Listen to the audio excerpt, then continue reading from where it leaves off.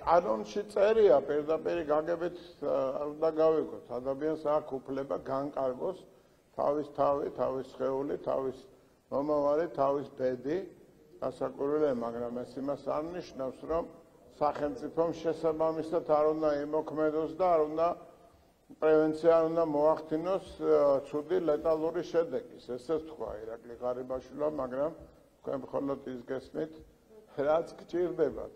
ღარიბაშვილმა თქვა, რომ არ დაუშვებთ იმას, რომ სააკაშვილის ჯანმრთელობა, მით უმეტეს მისი სიცოცხლე როგორმე რამე აი ამ ვითარებაში დადგეს საფრთხის ქვეშ. თუმცა მას შეუძლია თავის ბატონო რაც გითხარით იმის მეტი პასუხი არ მაქვს. ბატონო მე გავიმეორებ, მე ვიტყვი ჩემ პოზიციას. ადამიანს ყველაფრის უფლება აქვს თავის თავს დაუშავოს, მათ შორის თავის თავსაც დაუშავოს. მაგრამ ეს იმას არ ნიშნავს, ადამიანს აქვს შესაძლებლობა გააკეთოს ის, რაც მიაჩნია საჭიროდ. მაგრამ ეს იმას არ ნიშნავს, რომ სახელმწიფომ ცუდი შედეგი უნდა დაუშვას, მით უმეტეს თუ მას ეს ვალდებულება გააჩნია, ამის თაობაზე ირაკლი ღარიბაშვილმაც ისაუბრა და მეც ვიტყვი. ასე რომ სახელმწიფო მისი შესაბამისი სტრუქტურები მოწოდებულიც არიან, სათანადოდ არიან აღჭურვილი და ეკიპირებული იმისათვის, რათა ცუდი განვითარება არ დაუშვან. და ის ხავსი, რომელსაც ეჭიდება ეხლა ჩვენი ოპონენტები ჯგუფი თავის მედია საშუალებებით არ გამოდგება ამ განცხადების ინტერპრეტირებისათვის. შემდეგ თქვენ. ვერ ამოწურავ მაგ თემას. მე რომ მოვალ თქვენამდე მე ისევ დასვით. მე სხვა პასუხი. ხო.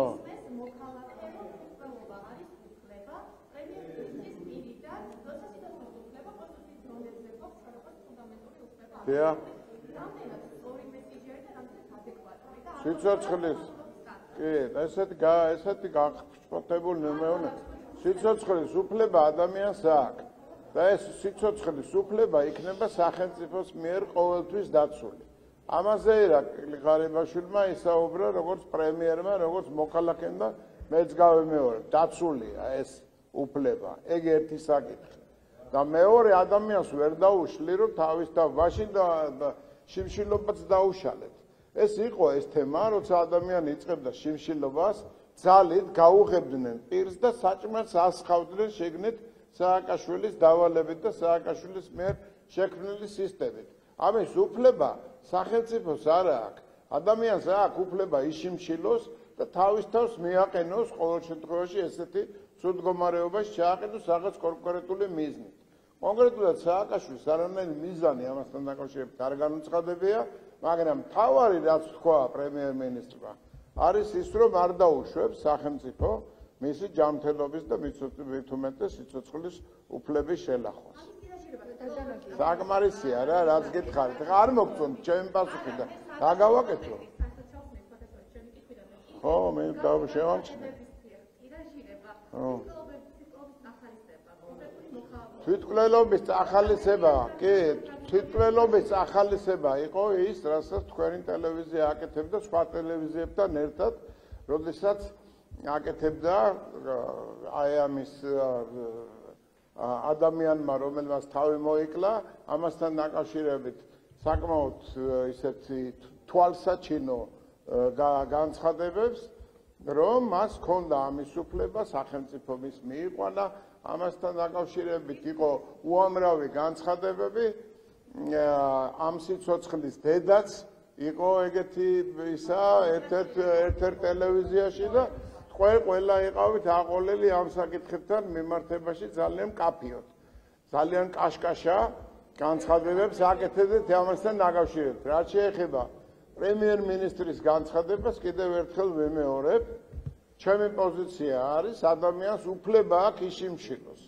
ადამიანს უფლება აქვს, შესაძლებლობა აქვს და ვერავინ ვერ დაუშლის თუ უნდა რომ თავის თავს ზიანი მიაყენოს, მაგრამ სახელმწიფო იცავს მისი სიცოცხლის უფლებას და არანაირი მინიშნება იმასთან დაკავშირებით, თვითმკვლელობასთან მით უმეტეს დაკავშირებით ამ განცხადებაში არ დევს. აი და მოჩა, ავიწყე. წეს.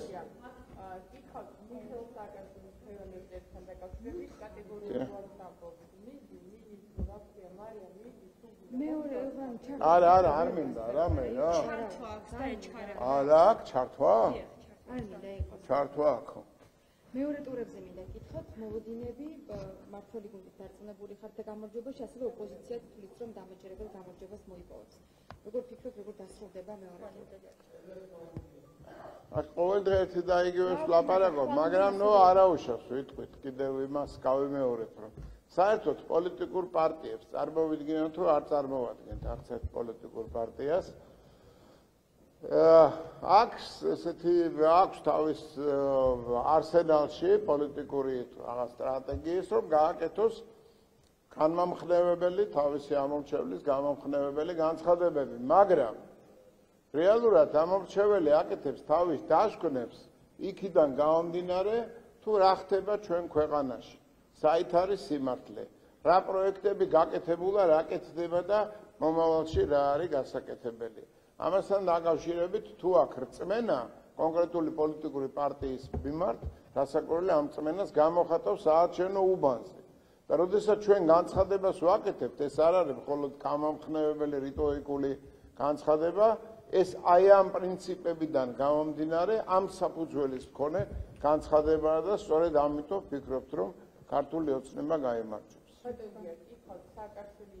აკმაყოფილდით ჩემი პასუხი.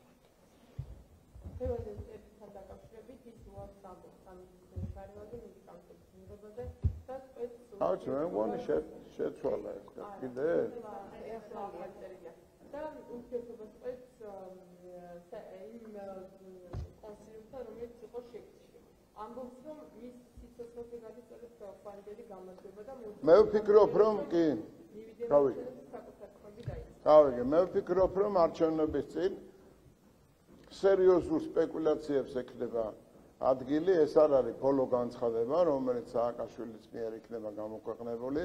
მე მოველი, რომ იქნება განცხადება იმის თაობაზე, რომ მისი სიცოცხლე საფრთხეშია თუ არ შემოიხაზება ნომერი 5 და მე ვფიქრობ, რომ ეს არის წინასაარჩევნო ფანდი. მის ჯანმრთელობას და სიცოცხლეს არაფერი ემუქრება მაღალ კვალიფიციური ექიმები, სამედიცინო პერსონალი და საპატიმროს პერსონალი არის ამაზე პასუხისმგებელი. განსხვავებით იმისგან, რასაც სააკაშვილი აკეთებდა ციხეებში, როდესაც არაერთი ადამიანი ყოველდღიურად გამოყავდა ციხიდან გარდაცვლილი სხვადასხვა საეჭვო მიზეზით. ოპონენტები ოღონდ არ ენაცნობდნენ, მაგრამ სხვა პარტიებიდან გაკრიტიკებდნენ ის გამო, რომ ხელისუფლებას კერძო კლინიკაში არ გადააყენებდა. რომელი სხვა? ლევანი ოსტელიანი ესაუბრა, რომ როცა იყო თავად ადვოკატი, ნაცნობრობის დროს თითქმის წარმოუდგენს იყო კერძო კლინიკაში გადაყვანის.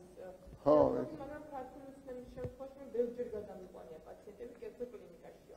ანუ ეს წინააღმდეგობას აღიქვამენ როგორც პოლიტიკურ ბრძოლის ინსტრუმენტს ნაცნობრობის მიმართ თქვენი მხრიდან.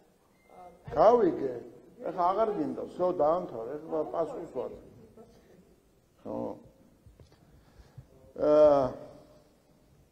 საერთოდ კერძო კლინიკაში გადაყვანა არის პრაქტიკა, რომელიც 2012 წლიდან არსებობს. ეს იმ შემთხვევაში, თუ კი ამის უკიდურესი აუცილებლობა არსებობს და თუ კი სხვა მხრივ არ შეიძლება პატიმრის უფლებების დაცვა. პატიმარი სააკაშვილი უზრუნველყოფილი იქნება სამედიცინო მომსახურებით, როგორც ამ თემაზე განაცხადა არაერთმა კომპეტენტურმა ორგანიზაციამ, არაერთმა კომპეტენტურმა პიროვნებამ, ვინც არის პასუხისმგებელი აი ამ საკითხებთან მიმართებაში. თუ კი ის აუცილებლობა, უკიდურესი აუცილებლობა იქნა, რომ პატიმარი სააკაშვილი იქნება თუ ნებისმიერი სხვა, უნდა გადავიდეს აუცილებლად ჯანდაცვის სისტემის ან კერძო დაწესებულების, სამედიცინო კერძო დაწესებულებაში, რასაკვირველია ამაზე შესაბამისმა სტრუქტურამ უნდა იმსჯელოს კომპეტენტურმა და არა პოლიტიკოსებმა, რომელსაც ეს სააკაშვილის გადაყვანა კერძო კლინიკაში დასახული აქვს როგორც ამოცანა რაღაც დამატებითი არეულობის ბერკეტის შესაქმნელად. ეს არის პრინციპული და არა ის არის თუ არა ამის საჭიროება. ნაცმოძრაობისთვის დღეს პრინციპულია, რომ სააკაშვილი გადაყვანილი იქნეს კერძო კლინიკაში, არა იმიტომ, რომ მას რაიმე საფრთხე ემუქრება ციხის კლინიკაში, არამედ იმიტომ, რომ ეს დამატებითი ბერკეტად გამოიყენონ არეულობის, დაძაბულობის დაპირისპირების შესაქმნელად. შემდეგ.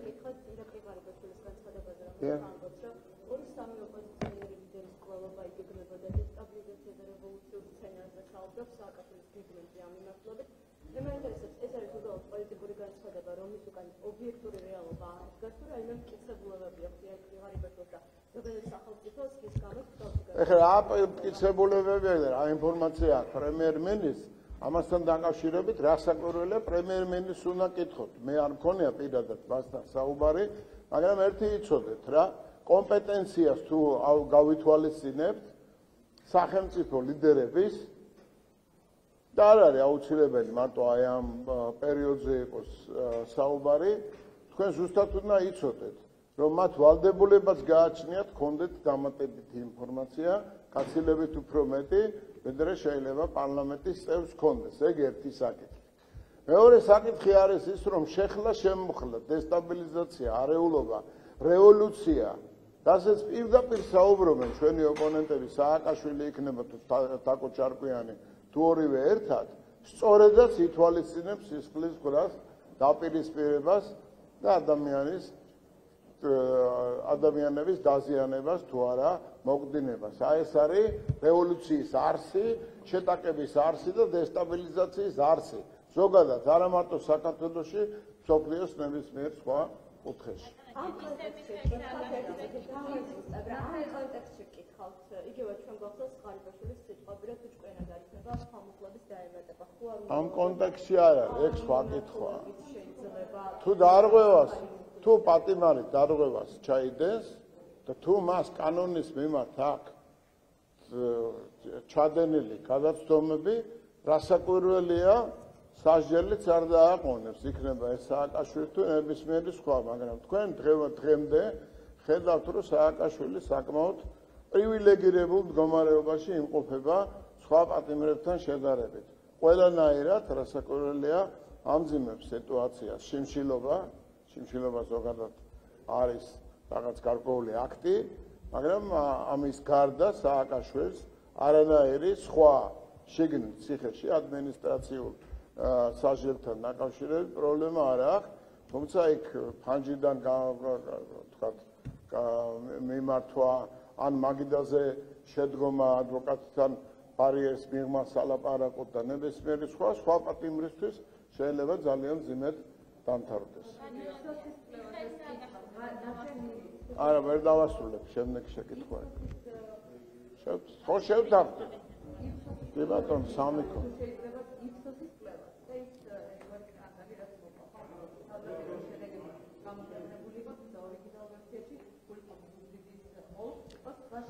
ხო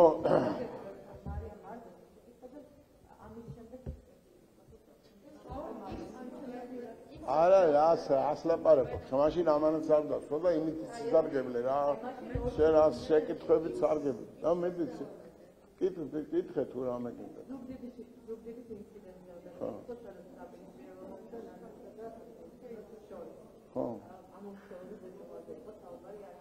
ხო პირადობის მოწმობა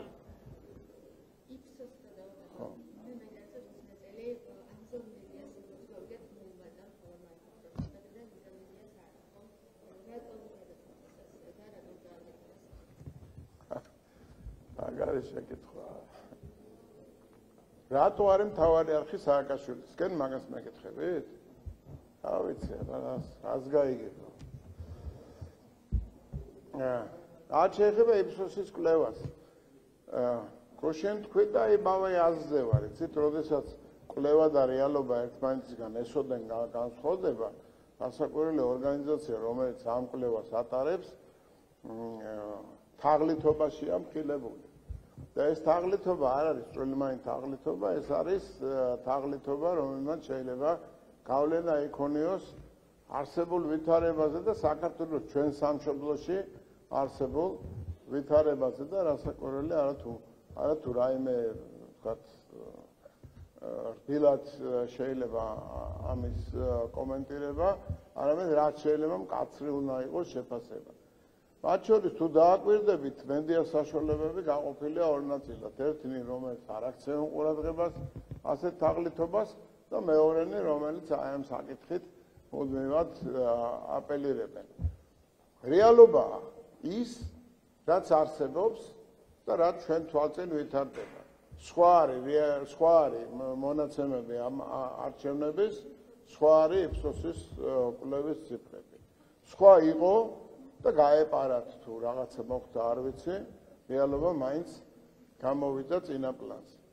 ეს არის მითითება, მინიშნება იმაზე, რომ საზოგადოებას განსაკუთრებული ყურადღება მართებს, რომელ მხარესაც არ უნდა უჭერდეს მხარს. არ დაუშვათ ჩვენ სამშობლოში, ჩვენ ქვეყანაში დაპირისპირება არასწორი თაღლითური ინფორმაციის საფუძველზე. აი ეს არის პასუხი. სხვა პასუხი ამაზე არ არსებობს. და ის თუ რატომ უჭერს მხარს მთავარი არხი მელიას და რატომ არ უჭერს მხარს ვთქვათ წოწერიას, ამასთან დაკავშირებით ვერაფერს მოგახსენებთ იმის გარდა, რაც ადრე 1000-ჯერ მithქვამს. პოლიტიკურად ანგაჟირებულია კონკრეტული ტელევიზია და წარმოადგენს თავის ხელმძღვანელიანა გარკვეულ ლიდერშიპის გარკვეულ ნაწილს, რომელიც გყავს მობილიზებული ნაციონალურ მოძრაობას.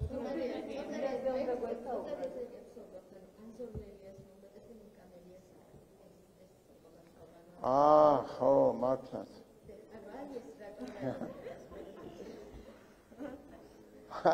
არა, ნიკამელიასაც საკმაოდ მოუმატეს. ახლა თლათ იმდენი ძარღვი ვერ გაიწყვიტეს, ახლა რომ ნიკამელიას გადაესწრო კახა კალაძესთვის, მაგრამ მიუახლოვეს, ძალიან ახლოს დაუყენეს იმისათვის, რათა რაღაც თემასთან დაკავშირებით ეს თაღლითობა, რადგან ვისაუბრეთ, იყოს ესეთი შენიღბულ შეფარული და თუ კი არჩევნების დღეს რაღაცა exit poll-ები ან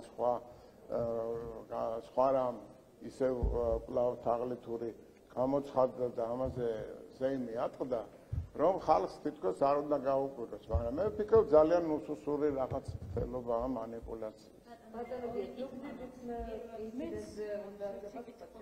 ხო, მე ბოლოს გიპასუხე. 2:25 წუთი. ევროპის სახალხო პარტიის განცხადება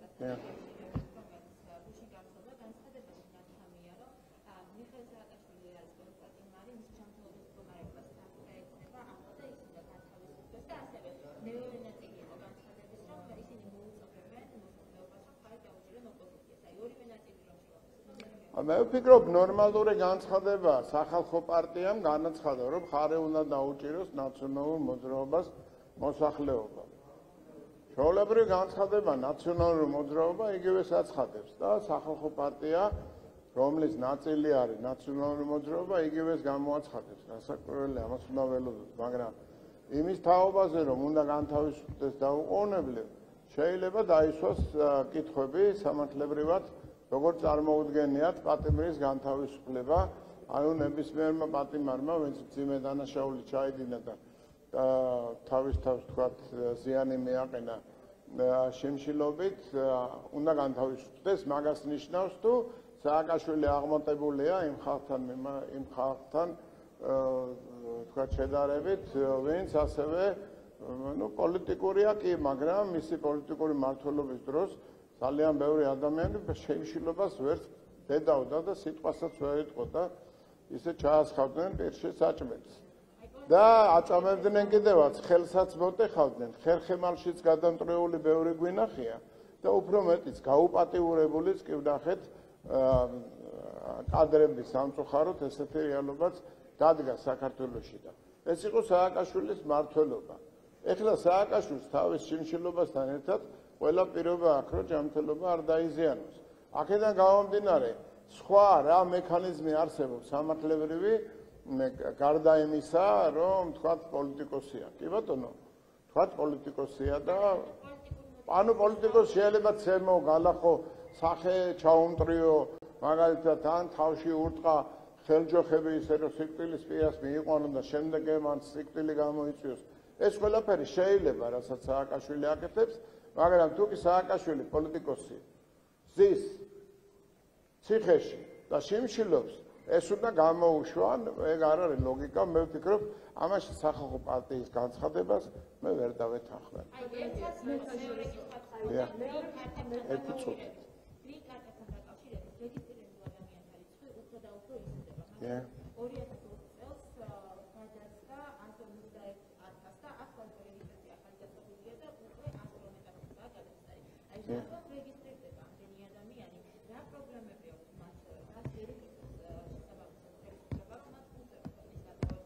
შესაბამისად ახლა green card-აზე რეგისტრირება ქვეყნის დატოვებას არ ნიშნავს ეგ ერთი, მაგრამ ფაქტია, რომ საერთოდ ეს სოციალურ-ეკონომიკური ვითარება განაპირობებს ადამიანების მიერ თქვათ უკეთესი შემოსავლის ძიებას. სხვა ქვეყნებში, მაგრამ ეს არ არის საქართველოსთვის დამახასიათებელი, საკმაოდ ბევრია ესეთი გადინება აღმოსავლეთ ევროპის, ბალტიისპირეთის ქვეყნებიდან, საკმაოდ ბევრია, დიდია ეს ტენდენცია შედარებით შეძლებულ ევროპულ ქვეყნებში. ამიტომ არის აი თქვათ სახელმწიფოს ვალდებულებაც არის და ამავე დროს სწორი ნაბიჯია რომ ლეგალური დასაქმების სხვა გზები იყოს. როდესაც ადამიანს შეუძლია ლეგალურად დასახლდეს სხვა ქვეყანაში. ჯერჯერობით დაბალი კვალიფიკაციის არის ის მოთხოვნები, რაც გააჩნია მას. განათლების სისტემის გაუმჯობესება ჭირდება, რომელიც თქვა წლების განმავლობაში ინგრეოდა უმოწყალოდ. ხო. მე პასუხს გააძლევთ, ძალიან კარგად. თქვენ არ მოგწონთ ეს პასუხი, რა გავაკეთო ახლა? გაჭირების გამო დავიწყე თავიდან და გითხარით, რომ სამწუხარო ტენდენცია ეს არ ახასიათებს მხოლოდ საქართველოს თქვით, მაგრამ მაინც იმედი უნდა ვიქონიოთ, რომ ამ პანდემიის სოციალურ-ეკონომიკური პრობლემების ამდენი გამოწვევების ფონზე ის პროცესი, რაც მიმდინარეობს ეკონომიკის სწრაფი რეაბილიტაცია, როდესაც პანდემია ჯერ კიდევ არ არის დაძლეული, საშუალებას მოგცემს, რომ დავასაქმოთ გაცილებით უფრო მეტი ადამიანი. გარდა ამისა, ისიც გავითვალისწინოთ, რომ თქვათ ამერიკის მოქალაქეობის ამწვანე ბარათის მიღება არ ნიშნავს საქართველოს მოქალაქეობის უპირობო უარყოფას, როგორც ეს ზოგიერთმა პოლიტიკურმა ლიდერმა გააკეთა. საერთაშორისო გამძლეობის კვლევა არის ქართული ოცნების შემოწირულმა კომპანიებმა მხოლოდ 2021 წელს ჯამში 155 მილიონის სახელმწიფო ტენდერი მოიგეს და 6 მილიონის გამარჯვებული შეწყვეტა. ანუ ეს რაც ნიშნავს, რომ ის ადამიანები, რომლებიც ის კომპანიები, რომლებიც ქართული ოცნების შემოწირულები არიან, ამით იღებენ, ასე ვთქვათ, რადგან ტენდერებს აკეთებს ქართული ოცნება. ყველაზე ისეთი დემაგოგიური შედარება, რაც შეიძლება ბევრი დემაგოგია მოვისმინეთ ბოლო პერიოდში, რომ ტენდერს იგებს და შემომწირველია და იმიტომ იგებს ტენდერს, რომ არის შემომწირველი. იმიტომ იგებს ტენდერს, რომ არის კომპანია, რომელსაც შეუძლია ესე თუ ის პროექტი განახორციელოს და შემომწირველი არის იმიტომ, რომ მათ შორის ტენდერის მომგები ორგანიზაციები რო არ დაბრუნდეს ის სადიზმი, რომელიც ბიზნესმა საკმაოდ დიდი მასშტაბით და მოცულობით გამოსცადა იმ პერიოდში, როდესაც სააკაშვილის რეჟიმი იყო მმართველობაში. ეს კითხვებს რა არა, ჩემს ეჭვს კითხვებს რა, ხო დაგიბადათ შეკითხვა რა?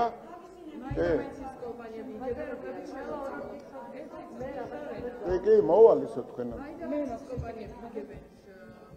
გავიგე, რაც მითხარი, მაგრამ მე დარწმუნებული ვარ, რომ თქვენ ჩემი პასუხი არ მოგეწონათ და ვცდილობთ, რომ აქედან კიდე რამე გამოიყვანოთ. მეტი რა უნდა გითხრათ?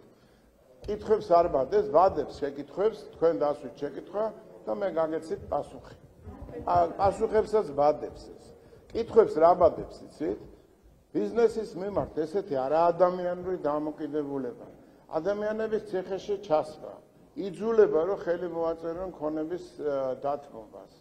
წამება, ოჯახების ისეთ მდგომარეობაში ჩაყენება, როდესაც სიცოცხლის და ქონების დათმობის შორის არის არჩევანის გაკეთება აი ეს ბადებს შეკითხოს და სამწუხაროდ თქვენისთანა ახალგაზრდებს, თქვენი თაობის ჟურნალისტებს ეს არ უჩენს შეკითხვებს და შეკითხვას უჩენს ის, თუ რატო უნდა ბიზნესმენს მაგალითად რომ აღარ დაბრუნდეს სააკაშვილი. ტენდერს თუ იგებს, ძალიან კარგია, ეთყობა აქ კვალიფიკაცია და იგებს. რამე შეასრულა ცუდად? კარგით, აღარ მაინტერესებს თქვენი შეკითხვა რა. გავიგე, ხო, არის გაუფასურები. არის, ხო, რამდენით გაუფასურებ? გაუფასურდება, ისდება ფასები, პროგნოზირებენ ასევე ცოტათები, რომ კიდევ გაუფასურდება და ამ დროს ქართული ოცნება თქვენს ნახევართ, ამით რომ ეკონომიკური ზრდა გვაქვს. აი ეს პარალელურად დღეს საქმე. არა, თქვენ იცით რა არის, საკმარისია რომ ჩაიხედოთ უფრო დეტალურად და განსაზღვროთ თუ რა განაპირობებს საერთოდ ვალუტის კურსის რყევას. არის რამოდენიმე ფაქტორი, მათ შორის არის პოლიტიკური დაძაბულობის, დესტაბილიზაციის მოსალოდნელი ფაქტორი, ბიზნესის შიში, გააკეთოს ინვესტიცია, ტურისტული ნაკადების შემცირება, რასაკვირველია ექსპორტის შემცირება და ამას სხვადასხვა დოზით საქართველოში ადგილი აქვს, თუმცა მაინც ლარის კურსი აი ამ 3 ლარის და ცოტა მეტის ფარგლებში შენარჩუნებულია და თქვენ არც ერთი შეკითხვა არ ქონიათ, როცა ლარის კურსმა დაიწყო გამყარება დოლართან მიმართებაში. ლარის კურსის თემა საერთოდ პოლიტიკურ თემად არის გამოყენებული, მათ შორის მედია, მათ შორის ჟურნალისტების შეკითხვებში და არანაირად არ ითვალისწინებს სიღრმისეული ანალიზის გაკეთებას. რა ხდება, რასთან გვაქვს საქმე და რა უნდა გავაკეთოთ იმისათვის, რათა ეს სტაბილიზაცია მოხდეს. აი ეს არის რეალობა და ამ რეალობას უნდა გაუსწოროთ თვალი. ყველაფერი უნდა ჩვენ ვამბობთ ეკონომიკა იზრდება, რას ნიშნავს? ჩვენ მე რაც არ უნდა თქვა, ეკონომიკა იზრდება, თუ არ იზრდება, ჩემი ნათქვამი ჰაერში გამოკიდული რაღაცა ცარიელი სიტყვები იქნება. იზრდება. ფაქტია, სოფლიო ბანკი ადასტურებს ამ ზრდას და კარგი პროგნოზებია იმისათვის, რათა ლარის კურსის მდგომარეობაც გამოსწორდეს. ეგ არის ფაქტი, მოცემულობა იმის და მიუხედავად მე რას ვიტყვი, ან რა სიტყვის თაკო ჩარკვიანი. ბატონებია, დღეს სასწრაფო ამასთან დაკავშირებით. აი, ეკონომისტი მოვიდა. სექტემბერში წინა წელთან შედარებით, ანალოგიურ პერიოდთან შედარებით, 6.9%, ანუ 7% არის თლიანი პროდუქტი გაზრდილი. ამასთან დაკავშირებითაც რომ გავუშვათ ხაზი და ალბათ იცით, არა ვარ ეკონომისტი, მაგრამ ფაქტია ერთი რამ. ის რაზედაც თქვათ ამ ხნის განმავლობაში ჩვენი ოპონენტები საუბრობდნენ, რომ აი ქარხნები გუგუნებს და ასე შემდეგ, აღმოჩნდა, რომ 2000-მდე საწარმოო მართლაც აღმოცენდა, განვითარდა და საკმაოდ წარმატებულიც არის და თითო ლარ სახელმწიფო დანახარჯზე არის 17 ლარამდე ინვესტიცია. რასაკვირველია ამას მოყვება გარკვეული ეკონომიკური მაჩვენებლების ზრდა, მაგრამ ამავე დროს არსებობს პრობლემები, რომელსაც არავინ არ მალავს. ასე რომ თუ კი პოლიტიკის გარეშე დავტოვებთ ამ ეკონომიკური მაჩვენებლების თემას, რასაკვირველია მივიღებთ ზუსტ სურათს. ზუსტი სურათი საზოგადოებამ არ იცის, ვინაიდან ექსპლუატაცია ამ თემის საკმაოდ ცუდად არის პოლიტიკაში შემოგდებული. კარგი, ეპიდემიოლოგიასთან დაკავშირებით მივედა მეკითხა, მეხუთე წალღასთან დაკავშირებით მისი მართვა და ასე შემდეგ თუ ველოდებით მაგალითად ახალწელს, იმიტომ რომ 5000 ყოველ დღე აკეთებს კომპეტენტური ადამიანი გამოდის ჩემზე უფრო და აკეთებს. ცუდად არის მდგომარეობა ზოგადად სოფლიოში, მათ შორის საქართველოში. ისრაელმა, რომელმაც გააკეთა თითქმის ავიდა ძალიან მაღალ მაჩვენებელზე, აცრების კვლავ იძულებული გახდა ჩაეკეტა სახელმწიფო ერთი პერიოდი. ეხლა ისევ გახსნილია, შეკელის კურსი საკმაოდ დაზარალებულია, ისე რომ იცოდეთ დოლართან მიმართებაში. თქვენ არ გაინტერესებთ, მაგრამ ისე გეუბნებით. სოფლიოს სხვადასხვა ქვეყნების ვალუტის კურსი, ეკონომიკა, სოციალური მდგომარეობა ცუდად არის საერთოდ ზოგადად. ჩვენთან ძალიან დაბალია პირვადის მაჩვენებელი, პირვადის ხმარების მაჩვენებელი და ძალიან დაბალია აცრების მაჩვენებელი. და ძალიან დიდია სპეკულაციები ამ თემასთან მიმართებაში და პოლიტიზირებულია პრაქტიკულად ყველაფერი, ყველა ეს თემა. აქედან გამომდინარე, რაც უნდა რეგულაცია შემოიტანოს, თუ საზოგადოება არ გააკეთებს შესაბამის დასკვნებს, მეხუთე წალღასაც უნდა ველოდოთ და შეიძლება ვითარების კიდევ უფრო დიდხანს, ასე ცუდი ვითარების დიდხანს შემჩნევას. Რაღაც შემეკითხეთ, არა ვარ რა მაგ დარგის სპეციალისტი. თორე სხვა დარგებში მაგარი ხარო რა უნდა მითხრა.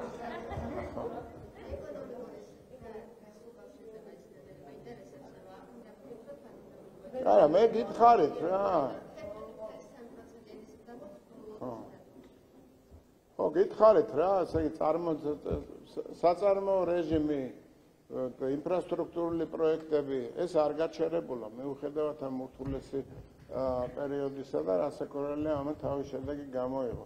საერთაშორისო დახმარებაც რასაკვირველია მნიშვნელოვანი ფაქტორია იმისათვის, ის პროექტები რაც ფინანსდება საქართველოში, ინფრასტრუქტურული დიდი წილი მოდის საერთაშორისო დაფინანსებაზე, მაგრამ ეს დაფინანსება პოლიტიკური ინტერესითაც არის გამოწვეული, ვინაიდან საქართველოს სტრატეგიული საკვანძო სტრატეგიული რეგიონის ცენტრში მდებარეობს და ჩვენი დასავლელი პარტნიორებისათვის საგანგებო მნიშვნელობა აქვს მის სტაბილურობაზე. რასაც არ ითვალისწინებენ ზოგიერთი პოლიტიკური ძალები, რომელთა ქმედებები პირდაპირ დაკავშირებულია, უпростоრად პარალელურად ვითარდება რუსეთის ინტერესებისა. აი, მარტო დარჩა რა. აუსო. აი, მე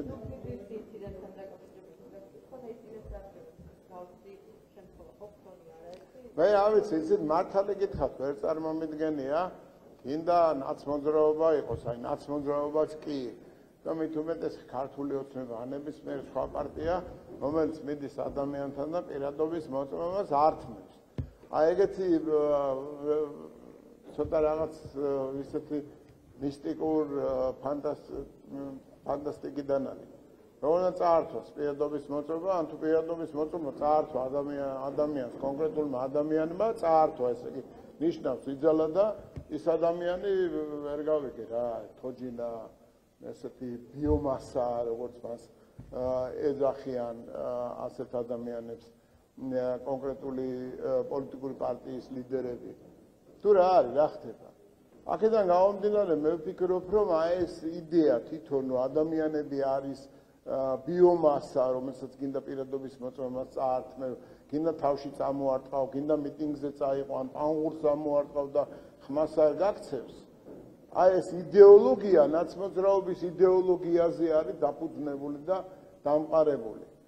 და ღმერთმა ნუქნას, რომ ადამიანებს კიდე ქონდეთ ხელში მართვის რესურსები, რომელიც სიტყვიდან უკვე გადავა საქმეზე. და აი მაშინ აქცევენ რეალურად ადამიანებს შეეცდებიან ყოველ შემთხვევაში, რომ გამონება მოხდეს ძალისმიერი მეთოდებით. ვერანაირი ძალადობა ადამიანზე ვერ ჭრის, თუ კი ცხოვრობს ის, თუ კი არ ცხოვრობს ის სისტემაში, რომელიც სასიხარულოდ 2012 წელს მოვიცილეთ თავიდან.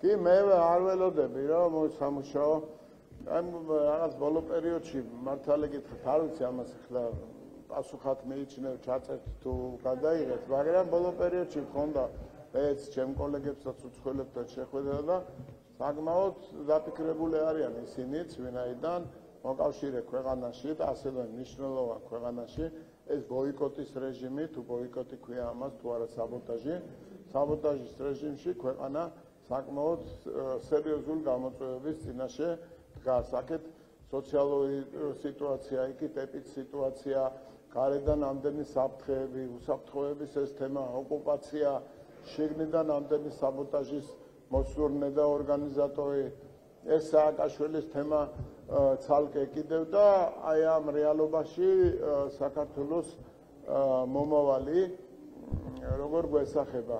მე მგონია რომ აქამდე მოვედით საკმაოდ ძლავრად ვართ და მიუხედავად საბოტაჟისა შევძლებ გავაგრძელოთ ცხოვრება და გამოვიყვანოთ ჩვენი ქვეყანა აი ამ რთული სიტუაციიდან. გავალთ ჩვენ სამშვიდობოს. მაგრამ საბოტაჟს ნამდვილად ველოდებით. კი, კიდასტურებ. ეს რაკორდებიან გაფორმებული და უფრო ცუდად იყო, ხოლო ჩვენ ჩვენ თავის დაკუთვნა ხოლმე აი ხელისუფლებისა და მუზმოყოფის ვარია. სწორედ ის ასე ფამილიის საკავე რომ იყოს გამჭვირვალე პროცესი და თავისუფალი არჩევანი. არა თუ ამბობდი ჩვენ უზრუნველყავით გამჭვირვალე პროცესი და როგორც გახსოვთ 2020 წელს ეს დაძაბულობის და საბოტაჟის ერთ-ერთი მთავარი მიზეზი იყო პარალელური დათვლის ორგანიზაციის მიერ მონაცემების შეგნებული გაყალბება. მაგრამ აღმოჩნდა გადათვლებითაც გადავითვალეთ 25% უბნების და ყველაფერი დარჩა იმ მონაცემების შესაბამისობაში, რაც გააჩნდა ცესკოს. გადავითვალეთ მათ შორის მეთვალყურეების, მათ შორის ოპოზიციური პარტიების წარმომადგენლების მეშვეობით. ეს პოლიტიკა გაგრძელდება. საარჩევნო კოდექსი, რომელიც მივიღეთ, არტოვებს საშუალებას იყოს გაყალბებული, ან იყოს რაღაც გამჭვირვალობა არ იქნეს უზრუნველყოფილი.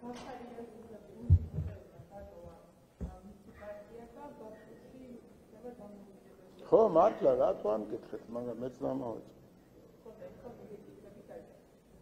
ეს ადამიანები დამოუკიდებლად და ისე წარმოშობს საკუთარ საქმიანობას, რაც ის მიაჩნია, რომ შეიძლება მის მიმართ იყო თქვენი გვიდან მოდიდის ისე. როგორც ის რეალურად ამოწესნა გავს გადაწყვეტილებებს იღებენ ადამიანები, რომლებსაც პასუხისმგებლობა გააჩნია საკუთარი ქვეყნის, ოჯახის და საკუთარი ნამუსის წინაშე. შეაფასა სიტუაცია, ჩათვალა, რომ კახარიას გუნდი და არა ყველა, რომელიც თქვათ არჩევნებში ღებულობდა მონაწილეობას, სწორედაც განაპირობებს იმ არაჯანსაღ სიტუაციას პოლიტიკურ ველზე, რომელიც სამწუხაროდ დღეს არის შექმნილი ნაცმოძრაობის მიერ. და ამან მნიშვნელოვნად განაპირობა, რაც თქვათ კახარიამ ნაბიჯი გადადგა და არაერთი ნაბიჯი აღარ ჩამოთვლი ამ ნაბიჯებს. და ამას არ ვიცი, ველოდები თუ არა, ყოველ შემთხვევაში ვფიქრობ, რომ სწორი ნაბიჯია და არ არსებობს ჩვენ ქვეყანაში. ვერ მოხდება ეს. რომ ვიღაცა მოახდინოს ისეთი შეწოლა ან მოსყიდვა ადამიანის, რომელიც აევ ნაბიჯს გადადგავს, იმიტომ რომ ეს ცხოვრება არ თავდება ერთი დღით. წინ მიდის და საკმაოდ მაღალია პასუხისმგებლობები და საკმაოდ მაღალია ფსონი. ხედელობაში მაქვს პირადი, ადამიანური, რაც პოლიტიკური ცხოვრების მიღმა კიდევ არსებობს, სასიხარულოდ იმისათვის, რომ გადადგა ესეთი ნაბიჯი მოსყიდვის ან შეწოლის გამო. ვფიქრობ, სწორი გადაწყვეტილება მიიღო და იმედია, რომ სხვაებიც დაფიქრდებიან ამ თემასთან დაკავშირებით. შენ თქვი? შენაც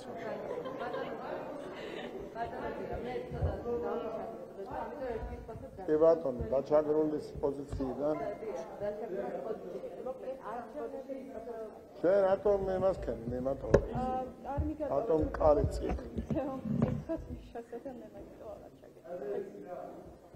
აი არჩევნების შემდეგ თუკი ქართული ოცნება მოიწოდოთ სამართლებრივ ხო შეიძლება ჩვენების ოპოზიციის დამტირებები ეწოდება აი სკოლაში უფასო იქნება ყველა უნივერსიტეტი და თავგადასავლების უზარმაზრად მთელი დიდი დაპირებები აქვს ჩამოწერილი რა არის კანდიდატურების გამოშვების შემდეგ ერთი რაც რეალურად შეგვიძლია ვთქვა და დაფუძნებულია ეს ანალიზის ციფრების ბიუჯეტის სიღრმისეული გაანგარიშებებზე სოციალური პაკეტი არათუ შემცირდება, არამედ გაძლიერდება. ეს ეხება პენსიების გაზრდას და ინდექსაციას, ეს ეხება მთაში უპირატესობებს ყველა მიმართულებით, რათა გაძლიერდეს ჩვენი მთის დასახლებები, ეს ეხება სკოლას, ეს ეხება საბავშვობას, ეს ეხება პენსიონერებს, რომელიც აი ამ ვითარების გამო ძიმე სოციალურ მდგომარეობაში აღმოჩნდნენ. და ძალიან ბევრი სხვა პროგრამა არსებობს სოფლის მეურნეობიდან დაწყებული დამთავრებული განათლების სფეროზე, რომელიც რეალურად შესრულდება და ის დაპირებები, რომელიც ეხება მხოლოდ იმ დათვლას, რასაც ქვია ამომრჩევლის დათვლა, ეს არ არის ჩვენი სტილი და მე ვფიქრობ საზოგადოებაც ამას კარგად ხდება.